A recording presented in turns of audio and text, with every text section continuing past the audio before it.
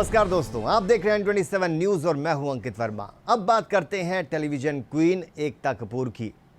वैसे तो एकता कपूर विवादों में घिरती रही हैं, लेकिन अब की बार वो विवादों में हैं सुप्रीम कोर्ट की फटकार के बाद। जी हां, सुप्रीम कोर्ट ने फटकार लगाई है एकता कपूर को और ये कहा है कि उनकी एक वेब सीरीज में आपत्तिजनक सीन्स हैं और वो लोगों के दिमाग को दूषित कर रही हैं।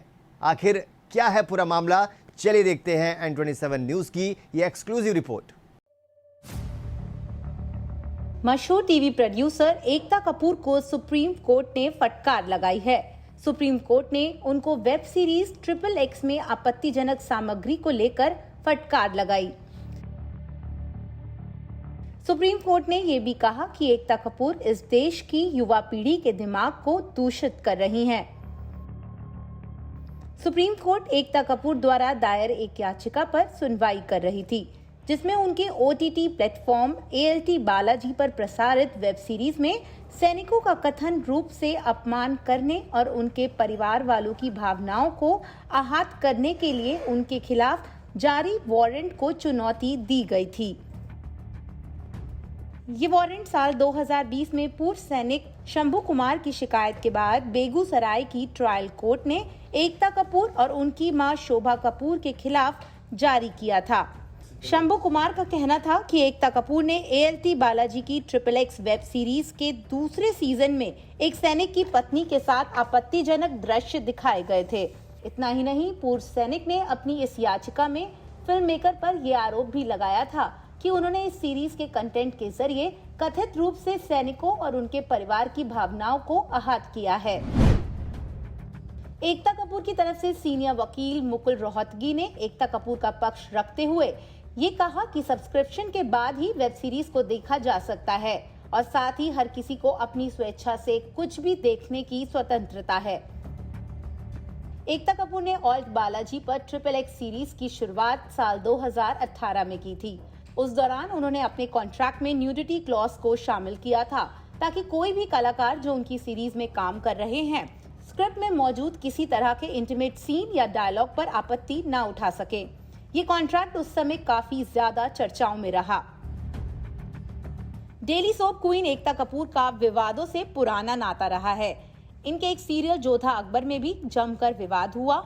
अखिल भारतीय क्षत्रिय सभा नामक संगठन ने ये कहते हुए इस सीरियल का विरोध किया कि इसमें जोधा के बारे में गलत जानकारी दिखाई जा रही है। संगठन का कहना था कि सीरियल में दिखाया जा रहा है कि जोधा ने अपने पिता का राज्य बचाने के लिए अकबर से शादी की थी। इस संगठन के अलावा कुछ और संगठनों ने भी सीरियल का विरोध किया था और इस सीरियल को बंद कराने के लिए विरोध में एकता कपूर का पुतला भी फूका था। एकता कपूर की फिल्म रागिनी MMS 2 को लेकर भी खूब बवाल मचा। इस फिल्म में सनी लियोनी मुख्य किरदार में थी। फिल्म में सनी के बोल सीन के अलावा धर्म के इस्तेमाल पर बखेड़ा खड़ा हो गया था। हिंदू जन जागृति समिति ने केंद्रीय फिल्म प्रमाण बोर्ड से रागिनी MMS 2 पर प्रतिबंध लगाने का अनुरोध भी किया था।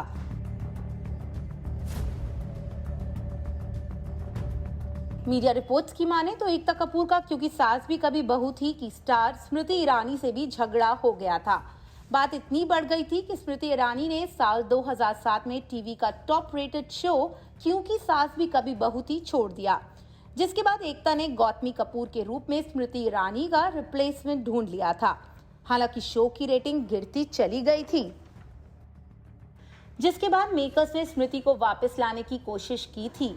स्मृति को फिर से एकता के प्रमोशनल शो एक थी नायिका का हिस्सा बनाने के लिए भी कहा गया था, लेकिन उन्होंने इनकार कर दिया।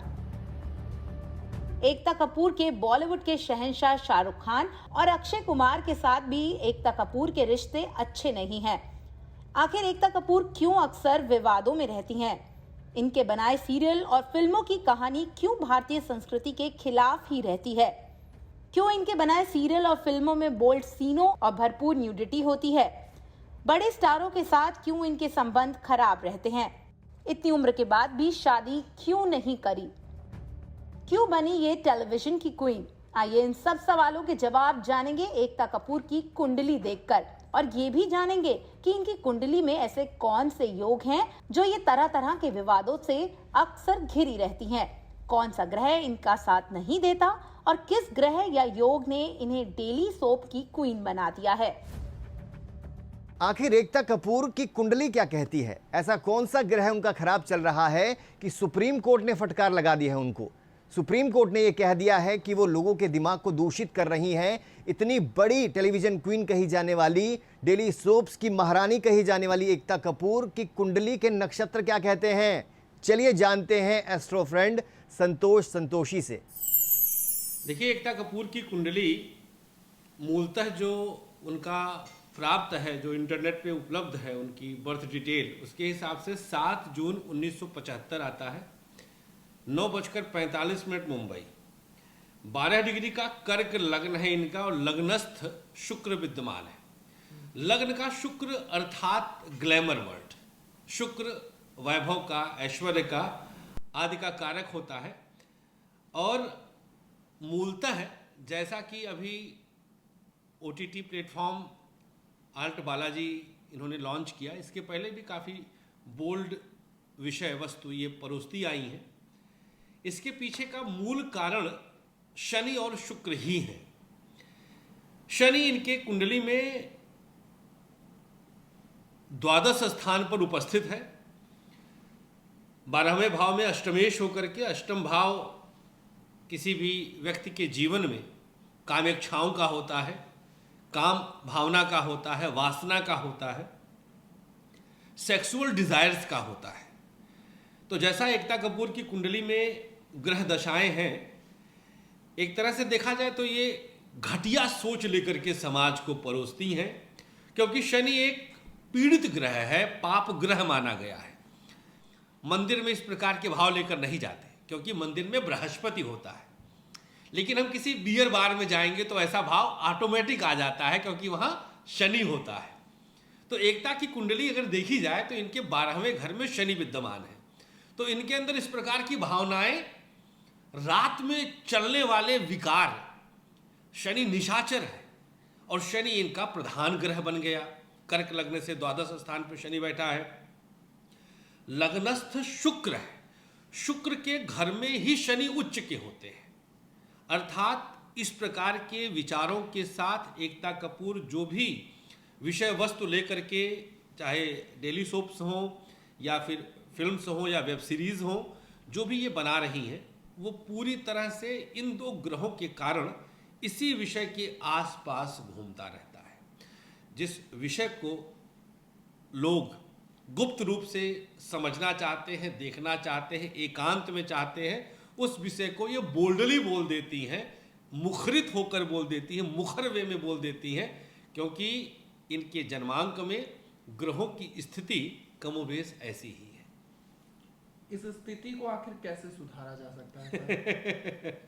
इस स्थिति को उनके पापा जितेंद्र भाई सुधार पाएंगे, और कौन सुधार पाएगा। बहरहाल अगर देखा जाए तो ग्रहों के हिसाब से राहु की दशा चल रही है। गाय की सेवा करें, मेरी सद सलाह यही रहेगी, क्योंकि हमारा हिंदू समाज, हमारा भारतीय संस्कृति हमारी जो है वो एक मर्यादित भाव से चलती है। हर जगह एक मर्यादा होती है। जानता हर कोई सब कुछ है, लेकिन एक पर्दा होता है।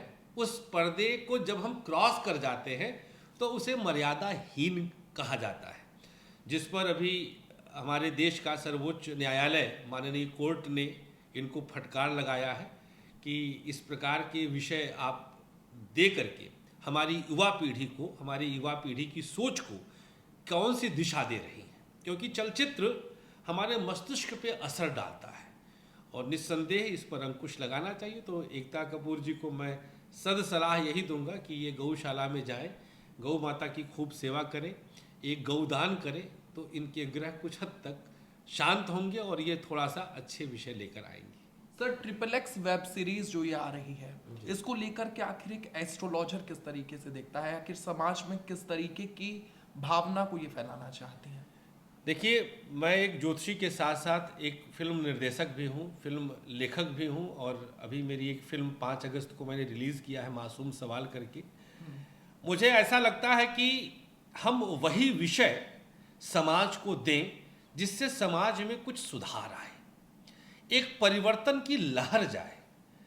आज के चलचित्र को न केवल XXX की बात मैं करूं, और भी तमाम ऐसे चलचित्र हैं जिसमें मदिरा आदि का सेवन होता है, धूम्रपान आदि का सेवन होता है, एक वैधानिक चेतावनी दे देते हैं और करते सब कुछ है। इस चीज पर ही अंकुश लगना चाहिए। तो ऐसा विषय लेकर के एकता जी ने निश्चित रूप से, मैं माननीय कोर्ट की बात को अनुमोदित करता हूं, इन्होंने गलत किया है। हम चलचित्र वही दें समाज को जिससे हमारे समाज में सुधार आए, हमारा देश, हमारा राष्ट्र और हमारे जो युवा पीढ़ी का मस्तिष्क है वो सही दिशा में चल सके। इस प्रकार के चलचित्र निस्संदेह बंद होने चाहिए। सर, बतौर निर्देशक आप क्या कहना चाहेंगे कि किस तरीके की मूवियाँ होनी चाहिए, किस तरीके की वेब सीरीज होनी चाहिए जो समाज को एक अलग दिशा दे सके? देखिए, हर वो चीज जिससे एक विकसित सोच विकसित हो, विकासशील सोच विकसित हो, ऐसा चलचित्र बनना चाहिए, ऐसा सिनेमा बनना चाहिए।